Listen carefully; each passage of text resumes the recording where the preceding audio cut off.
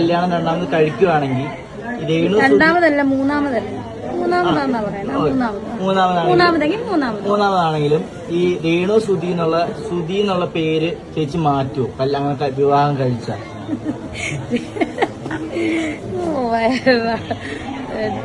Trapped. Renu Sudhi എന്നുള്ള പേര് ഇപ്പൊ എന്താ പറയാ, സുധിച്ചേണ്ട ഭാര്യ ആയതുകൊണ്ടാണല്ലോ രേണു സുധി എന്നുള്ള പേര്. ഇന്നും ഞാൻ സുധിച്ചേണ്ട ഭാര്യയല്ലേ. ഇന്ന് ഈ ഇരിക്കുന്ന സമയത്തും ഞാൻ കൊല്ലം സുധി എന്ന് പറയുന്ന അതുല്യ കലാകാരൻ തന്നെയാണ് അദ്ദേഹം. അസാധ്യ ആർട്ടിസ്റ്റ് ആയിരുന്നു അദ്ദേഹം.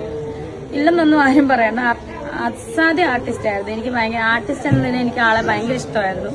ഭർത്താവെന്ന നിലയിലും ഇഷ്ടമാണ്.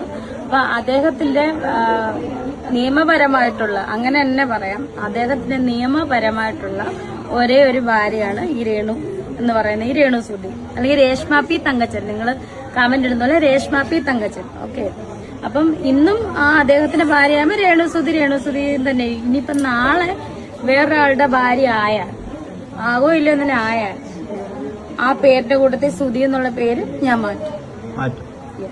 ആയാൽ ഇപ്പോഴും പറയാണ്, ഇന്നും ഞാൻ കൊല്ലം സുധിയുടെ വൈഫ് രേണു സുധി തന്നെയാണ്. നാളെ അല്ലെങ്കിൽ അടുത്ത ദിവസം അല്ലെങ്കിൽ ഏതേലും ഒരു വർഷം അല്ലെങ്കിൽ അടുത്ത വർഷം ഞാൻ വേറൊരാളുടെ ഭാര്യ ആയാൽ, എന്റെ കഴുത്തിൽ വേറൊരാള് താലിയോ മിന്നോ മെഹറോ എന്ത് വേണം കെട്ടിയാൽ ഞാൻ ആ പേര് മാറ്റും.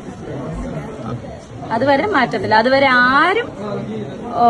ആരൊക്കെ തലകുത്തി നിന്നാലും രേണു സുധി തന്നെയാണ്.